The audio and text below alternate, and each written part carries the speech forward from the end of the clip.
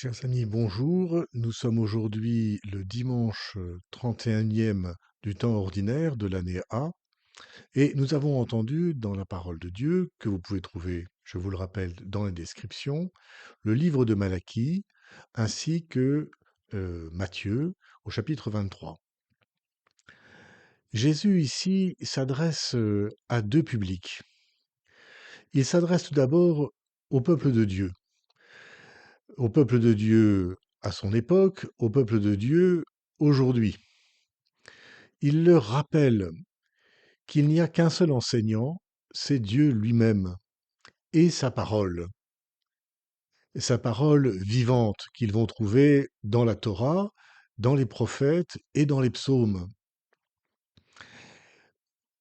Bien sûr, il y a aussi ceux qui expliquent cette parole. À l'époque de Jésus, les pharisiens et les scribes, qu'il va dénoncer par ailleurs. Mais il ne fait pas seulement que les dénoncer, mais il reconnaît aussi leur autorité, leur rôle au sein du peuple de Dieu, le rôle bénéfique, qui est celui d'expliquer les Écritures. D'ailleurs, un peu plus tard, Jésus sera plein d'admiration pour un scribe et pour son intelligence de la parole quand il va lui demander, rappelez-vous, quel est le plus grand des commandements, etc. Jésus donc leur dit à ce peuple de Dieu, écoutez les pharisiens, écoutez les scribes, écoutez ce qu'ils vous enseignent et mettez-le en pratique. Sans oublier que la source de cet enseignement, ce n'est pas les pharisiens eux-mêmes, ce ne sont pas les scribes eux-mêmes, c'est la parole vivante de Dieu que vous écoutez tous les jours à la synagogue, comme Jésus lui-même le fait. Rappelez-vous quand l'Évangile nous décrit Jésus à la synagogue de Capharnaüm, au début de l'Évangile de Marc par exemple, qui ouvre le rouleau pour lire le prophète Isaïe et pour le commenter.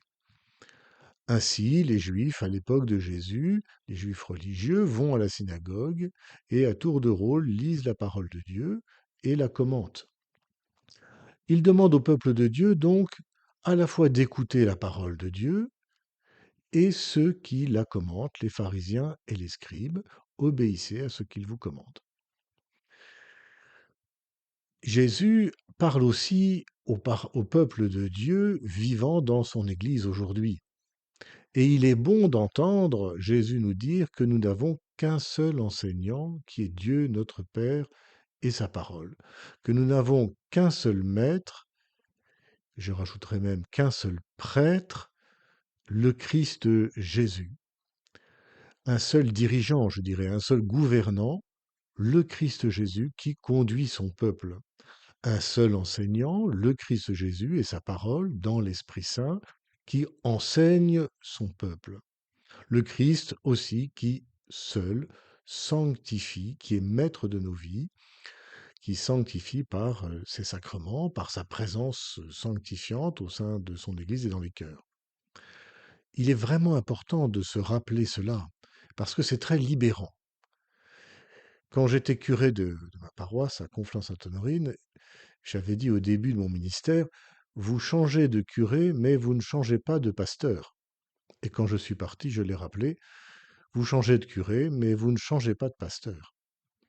Le pasteur, c'est le Christ, uniquement. Et il conduit les clercs comme les laïcs dans son peuple. Mais ça ne veut pas dire pour cela que Jésus méprise ou néglige ou demande que des prêtres et des évêques ne fassent pas leur travail. Ça serait bien singulier puisque c'est lui qui les a fondés en appelant les apôtres. Et ces apôtres qui eux-mêmes, à leur tour, ont appelé dans l'esprit les évêques et les anciens, etc. Ainsi, l'avertissement que Jésus va donner aux prêtres, aux évêques par la suite, n'est pas un rejet de leur rôle et de leur place que lui-même a institué.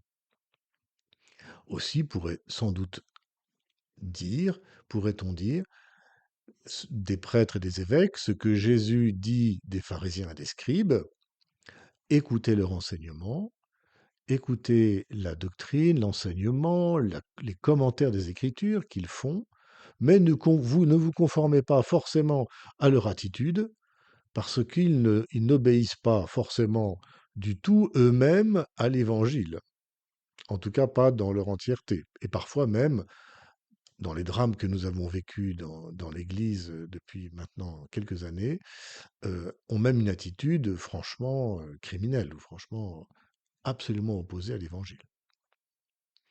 Bien sûr, tout cela peut nous choquer, mais justement, Jésus nous avertit pour que ça ne nous écrase pas. Nous n'avons qu'un seul maître, un seul enseignant, un seul Père. Alors, évidemment, il ne faut pas lire de manière fondamentaliste cet évangile en disant que les enfants n'ont plus le droit d'appeler leur père papa ou leur grand-père grand-père, ou que ou qu'il nous est interdit d'appeler un avocat maître ou un maître d'armes en escrime maître, vous voyez. Évidemment. Mais l'avertissement est davantage à ceux qui portent cette charge, et je vais maintenant revenir dessus. Tant pour les pharisiens que les scribes, mais aussi les évêques, les prêtres et les chrétiens qui ont des charges au sein de l'Église, des charges d'enseignement, de catéchèse, mais aussi des charges de gouvernement, d'organisation au sein d'associations catholiques qui sont parfois considérables. Je pense par exemple au scoutisme, je pense à qui a 40 millions d'adhérents dans le monde. Je pense à des communautés charismatiques comme l'Emmanuel, ou d'autres encore, dont les responsables ont des charges considérables. Donc Jésus avertit ces personnes qui ont ces charges en leur disant, attention, la charge que vous avez, l'autorité que vous exercez, tant dans l'enseignement que dans le gouvernement ou dans la sanctification, elle ne doit pas cacher votre propre incurie, votre propre désobéissance de la parole. Elle ne doit pas être comme un habit qui cache un corps perclus de pourriture. Or, c'est une pente de l'homme. C'est qu'évidemment, quand il a un statut, encore plus un statut de saint, de sainteté, si j'ose dire, ou d'autorité religieuse, eh bien, il peut s'appuyer sur cette autorité et sur cette renommée, en quelque sorte, liée à sa fonction, pour se relâcher grandement, moralement et spirituellement, et arrêter le combat quotidien pour répondre à la parole de Dieu et obéir au Père dans sa volonté d'amour, de miséricorde, d'ouverture, etc., etc. Donc l'avertissement ici, elle est davantage pour les personnes qui portent cette autorité, qu'ils soient prêtres ou laïcs, qu'ils soient évêques ou simples prêtres ou diacres. Euh, c'est un avertissement rigoureux. Pourquoi? Parce qu'il y a un réel danger pour eux, un danger spirituel réel, considérable. Jésus donc ne les condamne pas, mais en bon éducateur, en bon maître qu'il est, aussi de ceux qu'il a appelés à ses charges, il les avertit du danger et les exhorte au combat et à la fidélité personnelle. J'aime dire que, certes, je suis prêtre, je suis ministre, mais je suis d'abord prêtre parce que je suis baptisé. Je suis aussi prophète dans ma charge de ministre, mais je suis d'abord prophète comme baptisé. Bien sûr, je sanctifie mes frères et sœurs par les sacrements, mais comme baptisé, je me dois de recevoir d'abord la sanctification du Christ et des sacrements d'ailleurs, pour ma propre sanctification. Il ne me suffit pas d'être prêtre pour être un saint.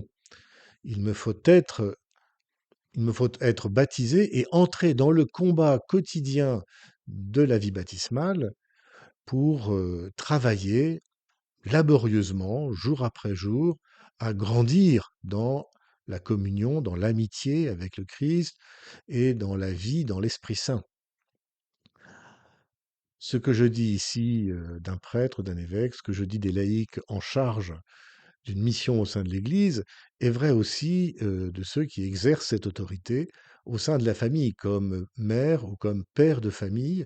Ils sont les responsables spirituels de leur famille et doivent eux aussi exercer leur charisme de transmetteur de la parole, de l'enseignement, de gouvernement aussi, au nom du Christ. Prions les uns pour les autres, qui avons tous, d'une manière ou d'une autre, une charge de transmission.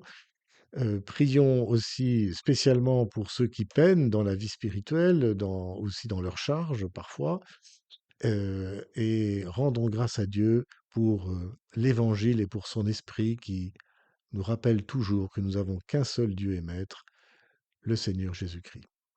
Bon dimanche à tous.